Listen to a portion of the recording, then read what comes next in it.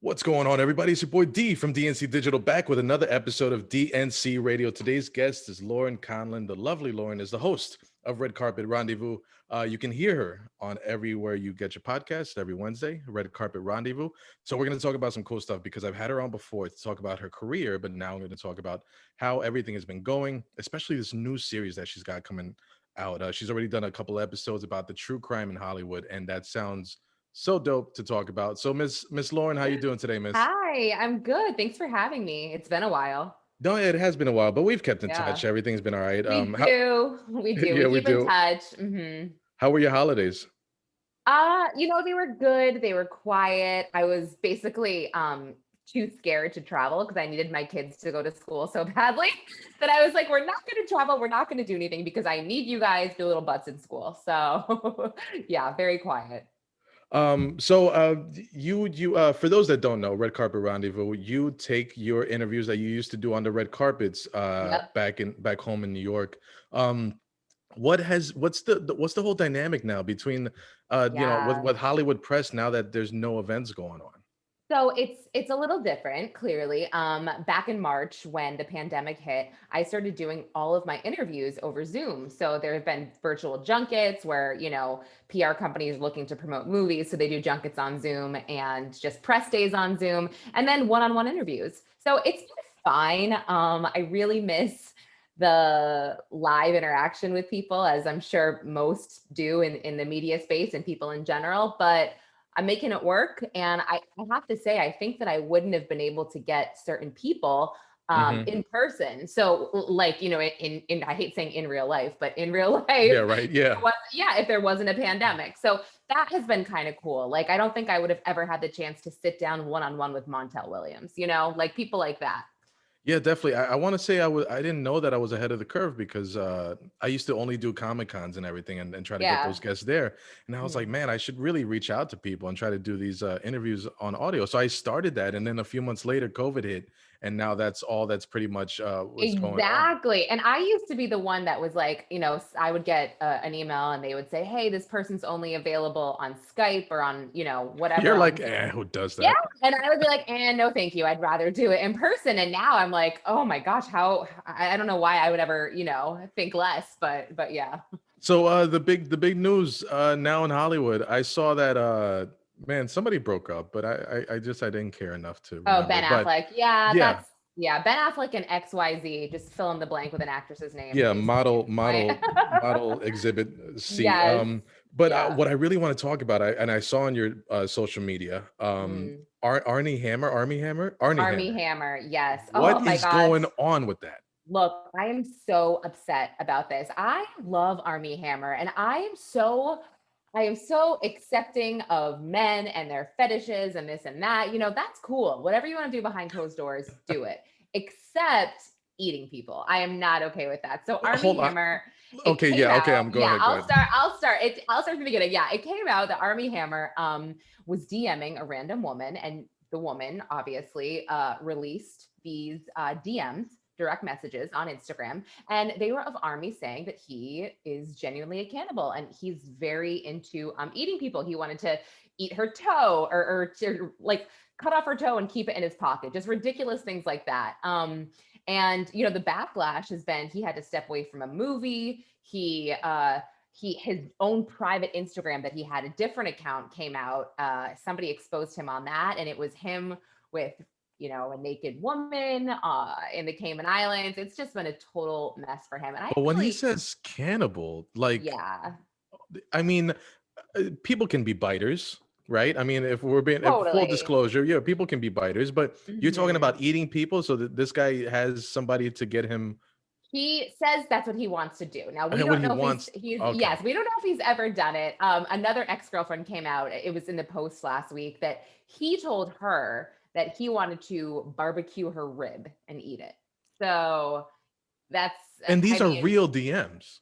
yeah, the DMs are real, and this other actress, I forget her name, that came out as his ex-girlfriend. It's real. I mean, she claims he said it. And I think it's true because she seems to have a lot of details to back it up. Who really knows? Army Hammer never came out and said I never sent those Yeah, you texts. can't you So can't write this. This is like this reminds me of you're a public that one figure. scene from Patch Adams where he grabs a skeleton, he goes, Dahmer, party of 50. Oh yeah, exactly, exactly. And that I had said that last week on a radio show. I was like, the only person that actually eats people, that we all know of is Jeffrey Dahmer. I mean, Hannibal Lecter too, I guess, but Right, seriously, yeah. gross. It's so gross. So speaking, all right. So that brings us to your new series on the Red Carpet Rendezvous, true Yeah. crime series. It's so much fun because Mhm. I want to say that if you see a regular headline like that, you read into it, but when you see it happen in Yeah. Hollywood, it's so sensationalized and it's so much bigger, and the spotlight is obviously much bigger on that story. So what made you decide to start Yeah. doing true crime in Hollywood? Well, I am a basic white girl, so I obviously love murder. I love murder. I love Oxygen. I love all of those Dateline shows. I'm so into those things, and obviously I love entertainment in Hollywood. So I was like, you know what? I want to spice things up a little bit. True crime is very popular. It's also very saturated. So if I do something like a Hollywood true Hmm. crime thing, Yeah. that could work. So I started that. And gosh, I've had, I think, about 4 or 5 episodes of Hollywood crime. It's called the Hollywood Crime series on Red Carpet Rendezvous. And I started with a story that's not so much Hollywood. It's a very New York story, a very New York Post story, but I was fascinated by it. There was a man named George Weber, and he was the newsman for WABC radio. And Okay. he was such a beloved guy in New York City. Everybody knew him, everybody loved him, and so charismatic. And unfortunately, George didn't show up to work one day. And his coworkers were very worried because they said, look, he could be Typhoid Mary and this guy would still come to work. So they were extremely worried. They gave it a day. And then the next day that he didn't show up, they decided to call the police. Now, the police went to George's apartment, which I believe was in Brooklyn at the time. And the super let them in. And they said, we haven't seen George, but we hear the water running upstairs. So the police went in, and unfortunately, they found George stabbed to death in his bedroom. So, Oh. long story short, this story to me got very bad press because of what happened. So George had some secrets. Again, I am very understanding about men's fetishes and Hmm. this and that, and everybody has their thing. No, George yeah, everybody had has a closet full of shit, and yeah. exactly a closet full of shit. You just have to be careful. So George wasn't careful. So George, in addition to being a newsman, he also was an avid blogger where, he'd go to coffee shops and he'd blog for hours and hours and hours. And as he's blogging, and this is I think back in the early 2000s, Craigslist had just come about. So he was on Craigslist and he had made an alias for himself. Because he liked to get suffocated. That was like his sexual fetish. Now, he didn't Oh, okay, care okay. who did it, if it was a man, if it was a woman, he just wanted to be suffocated. So he put out an ad on Craigslist, and a young man named John Catejas answered this ad. Now, John was only 16 years old. He was this Greek kid from Queens, 16, totally a troublemaker. His MySpace page had him holding guns and machetes, and it was just very, So for very him, this was like a weird. quick money deal? It was money, and John claims he answered the ad as a joke. He's like, I was joking. These are Okay. interviews after that.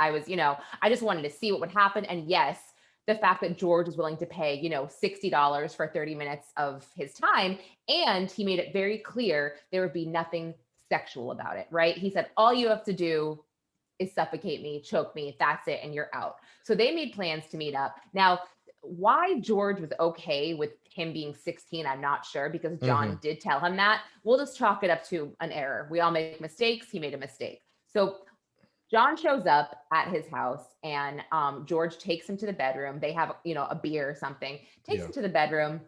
And George says, I want you to tie me up. So John's like, okay, this is weird, but I'll tie you up. So he ties him up, and he said, so what's going to happen is I'm going to give you this cloth. You're going to dip it in that stuff. That stuff that kind of makes you pass out. I forget what the drug is. Ether? Something like that. Yeah. Yeah, He's like, yeah. so you're going to dip it in that. You're going to put it over my mouth and, wait till I pass out. So we attempted to do it a couple times, and George just really wasn't getting sexually aroused. So he said to John, can you just pull my pants down? I just need to feel more vulnerable. So Okay. John is very freaked out, but he says, okay, I'll do it. So he pulls his pants down, just just his pants, his boxers are on. Okay. And he starts to suffocate him again with the stuff. And then George is getting frustrated. So George is kind of like, look, I hate to ask you this, but I'll pay you extra, whatever. Could you just jerk me off? And now Wow. John loses his shit. He is Okay. like, now he gets into the mode that like a tough guy would, right? Like, I'm not fucking Yeah, gay. real I'm not a defensive. fucking, I'm not, excuse my language. I don't know if I can No, say go ahead. Yeah. Okay. And he says, like, I'm not a fucking, FAG. I don't want to say it, but he starts freaking out, right? Losing his mind. And at this point, George is like, oh my gosh, I'm so sorry that I even asked you this. Let's just be done. So basically, what was told at this time was not the real story. What was told to police by John Catejas was that George pulled a knife. He loosened up one of his hands and he pulled a knife on John. And John took that knife. And John said he stabbed him with it out of self-defense, and he ran out of the apartment, totally freaked out. And as he was stabbing him, John cut his own hand and ran to the nearest subway platform and passed out from the blood. And someone took John to the hospital where, he got his hand stitched up. And then the next morning, he saw that he had killed George, and that George, on the news, he saw this, and that George was actually a very well-known media personality. So he said, oh my gosh, I killed him. I got to get out of here. And he bailed and he ran away. And then John's father worked with the police to find John, because obviously it didn't take police long to go on George's computer, see that who he had emailed, and track him down. So they eventually got John in custody, and John told them this is what happened. Now, the problem with John's story is that he didn't just stab George once. George was stabbed over 50 times. So right away, they had said, over 50 times. So it was totally rageful. John also told police that George got him very high on cocaine, and they drank a lot of alcohol before. So he was very not with it. Now, because he went to the emergency room the night before, they tested his blood. There was nothing in it. So they're like, okay, nothing in it. Nothing in it. They're like, that's another lie, because he had one beer with George. So I would say in court, this is what John Catejas, this is what his story was. He stuck to the story. He didn't say anything else. And people were like, look, you got to tell us the truth, man. Like, what really happened? And he said, that's all I can tell you. That's it. So years later, he was on an ID show where he finally said, I stabbed him because he wanted me basically to jerk him off, and I was ashamed. And this is what happened. He basically said George did free his hand to reach down to get a knife, but only to cut his feet, whatever was tied up with his feet. So John ended up taking the knife in a rage and just stabbing the crap out of him over and over. In a rage. When you say rage, is that one of those stories where I'm gay too and I hate that? See, I really don't know. I don't think that we'll ever know, because John's in jail now and he's never admitted to being gay. But I think that he was so freaked out at the thought of somebody thinking it was that tough guy response that you talked about. The tough guy thing, where he was like, absolutely not, F you, whatever. So, so the whole thing to me, freak of the moment thing, and he really was just trying to untie himself. George really was just trying to uncut his legs free. And that's it. And I say that George got a really bad rap from this because John was 16, because maybe people thought that George lunged at this underage kid, when that wasn't the case at all. The kid was very troubled. George had a fetish, he just asked the wrong person to fulfill his fetish. So it's crazy. That episode. I think people should listen to that, just because I tell the story a little bit better and there's a lot more details. No, yeah, definitely. And everybody, please just look it up. It's a great podcast that has gotten so successful over a short amount of time. I remember you were talking about, like, just in its infancy, like, hey, I'm going to start this podcast and bring all my interviews there. And I know you want to talk about Brittany Murphy, but she's such a big case that I want to save her to the end. What other case do you have that you want to talk about? So I also did an episode about Brad Renfrow, who was one of my favorite child actors. I told the story of Brad, which is not so much a crime. Brad didn't so much, I mean, yes, he committed crimes and he was arrested. He was very troubled. But my whole thing about Brad Renfrow was I feel like his death just could have been prevented if he had the right people surrounding him on his team, on his Hmm. side. And he just didn't. Brad, unfortunately, his parents divorced when he was really young. He was raised by his grandmother, who apparently he walked all over. And I think at a certain point, people thought of Brad as their ticket to money and fame, and he was just this amazing little boy who came on screen in The Client and just shocked everybody with his talent. And from there, I think he just kind of figured, you know what, I can walk all over my grandma, I can do whatever I want. So he got into drugs, he got into trouble, he did a lot of things that he shouldn't have. And I think ultimately that's what led to his demise. So Sadly, a lot of child actors get into that. a A hundred lot of child percent. had excuse me, I'm sorry. A lot of child actors get to that adolescence, and it's just one Yeah. way or the other. Yes, exactly. So I personally feel, and I, my research supports it, that if he had just had two parents that were, together at home with him by his side, not, and his grandma loved him so much. But I mean, think about it. Think about your grandma, my grandma. They give us whatever we want. They don't, Yeah, you they know what I mean? They they ask you they if you're accept our hungry, and love. then Yes. They give you candy, they give you toys. They're not really looking to discipline you in yeah. most cases. And this was no different. So I would recommend that people go and listen to that episode so they can kind of see the mistreatment of Brad by How everybody. did he pass? How did he pass? He overdosed. Ah, he So overdosed. yeah, he So it overdosed, really which is is like so one of those sad. sad stories where, yeah, I guess Yeah. I can see what you're saying, because the grandma is just too sweet to say anything. I mean, some grandmas are harder disciplinarians than your own mother, but Sure, if but you not, have I'm just saying it's not very common. right, yeah, if Yeah. you have a larger circle of support, they'll Yeah, keep you on and track. and you'll see in the podcast there's a lot of things that happened to him that were just not right. Between his agents and managers and just things that were happening on movie sets that their other child actors and their parents say something to the director and the management team, and because they want to protect their kid, but nobody was looking out for Brad. I mean, everybody should listen to it. It's very interesting. Definitely. If you're a Brad Renfro fan or not, but yeah, that was another favorite of mine. And then, yes, so the most recent case that I looked into, which was a two-part episode, was the strange death of Brittany Murphy and Simon Monjack, mainly because the 11-year anniversary of Brittany's death was in December. So I Okay. started looking into it back in October, and I had just sort of said to myself, it's really weird that this case doesn't get reopened, just because the cause of death for Brittany Murphy at the age of 32, and then later her seemingly healthy husband at the age of 40, Hmm. was it was pneumonia, and it was what do you call it? Anemia. So Yes. very, very strange cause of death for a seemingly healthy 32-year-old and 40-year-old. And also there was supposedly mold in their house that caused this pneumonia. So I had tracked down Brittany Murphy's mother-in-law, Linda Monjack, who is Simon Monjack's mother. And we talked in detail, and you can hear all about that on the episode. And she basically backs up my claim and saying, things don't add up. Something is very weird here. And, I just don't know what it is. And then the episode that I followed up with that was after I spoke to Linda, I contacted Dr. Cyril Wecht, who is a really well-known pathologist. He looked into the JFK case. He's super well-known, and he looked into the Brittany Murphy case years ago when her father, Angelo Bertolotti, wanted to get her hair tested.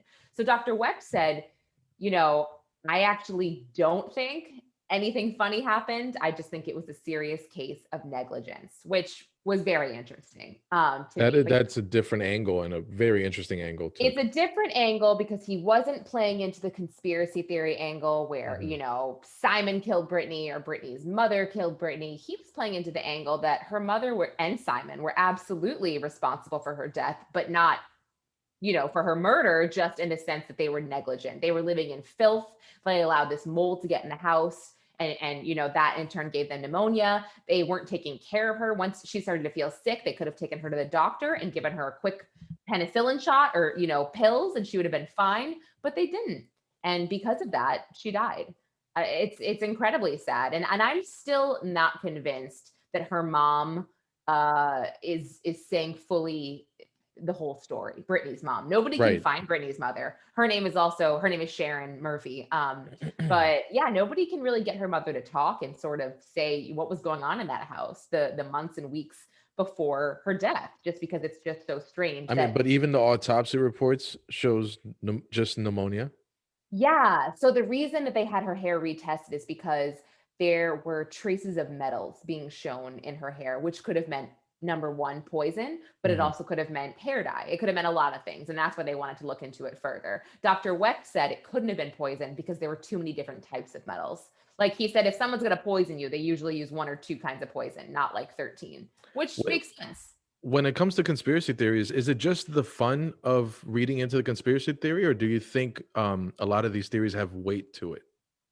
This depends. I think the Brittany Murphy case, I think at first I was all about the conspiracy, but then after talking to Dr. Weck, the science is really showing that it wasn't poison. However, it's not black and white because it doesn't make any sense that educated people would be living in filth in mold. And you know what I'm saying? I mean, yeah, she was Educated, a wealthy. successful like. It's that, but they also were, they were thinking clearly to all accounts. It just, you need to get to the bottom of it with Sharon Murphy. She's the only one that was living in that house that could, really see what was going on. So, What other cases do you want to get to the bottom of? I mean, I have some requests well, already. I yeah, mean, no, I've been looking into this one case for a while, but the thing is, it's not really a story or a case until you can get an interview, and I cannot get an interview for the life of me. I'm looking into the strange death of Steve Bing. Now, Steve Bing, it's tough because again, I haven't even done an episode on this. So just really quickly, Steve Bing committed suicide in June. He jumped off the roof of his apartment, and Steve Bing was a very rich man, right? mhm. He was a billionaire movie producer. He was a huge Clinton backer. Actually, something interesting about Steve Bing, when Laura Ling was released from prison in North Korea, Bill Clinton used Steve Bing's jet to go and get her and bring her back. Oh, So yeah, okay. so he had a lot of money. When he died, he only had 300 grand left to his name. He was in paternity suits with Liz Hurley. He fathered her son. He fathered someone else's son. He's had a lot of legal troubles, a lot of legal battles. Now, I am convinced that he is somehow connected to the Jeffrey Epstein ring. I Mm, cannot tell you exactly how and why yet because that damn I'm ring. not there. Yeah, I'm not quite there. That's So, another. I mean, that and yeah, to request. I mean, Heath Ledger and yeah. there's just a bunch of cases that just kind of makes you kind of tilt your head and like that's it. There's Well, something. I think Heath Ledger is pretty cut and dry. I think that he had drug problems and I think he was depressed Mm. and that role of the Joker just really brought him to that level. So I think that's pretty to me, I'm like, I'm not really Pretty interested concrete, you're not interested in in it. that. I mean, there's Yeah, a not whole bunch of really. fun conspiracy theories about, Elvis sightings and Bruce Lee, like, living Yeah, those are fun. Those are more uplifting. they're definitely uplifting. I wouldn't mind seeing Elvis. Yeah, but totally more uplifting. Awesome. I cannot wait to hear your next episode. Miss Conlin, where can they Same. find you on social media? Uh sorry. I like forgot my handle for a second. My Instagram is at Lauren_interviews, and I just got a Twitter like a month and a half ago, and it's at Conlin_Lauren. My Twitter's pathetic though, whatever. Got it. And every Wednesday, you guys on all streaming platforms, wherever you find your podcasts, make Yes. sure you listen for Red Carpet Rendezvous. It's really cool. Thank you. You've interviewed a whole bunch of cool people. You've made me watch the buddy games. So if anybody listening, watch the buddy games. Go to your local Red Box or wherever the hell they have it, and get you some of the Funny. buddy games. Miss Lauren, thank you so much. I appreciate you, Thank you. guys. If you are listening, make sure you like, comment, and subscribe.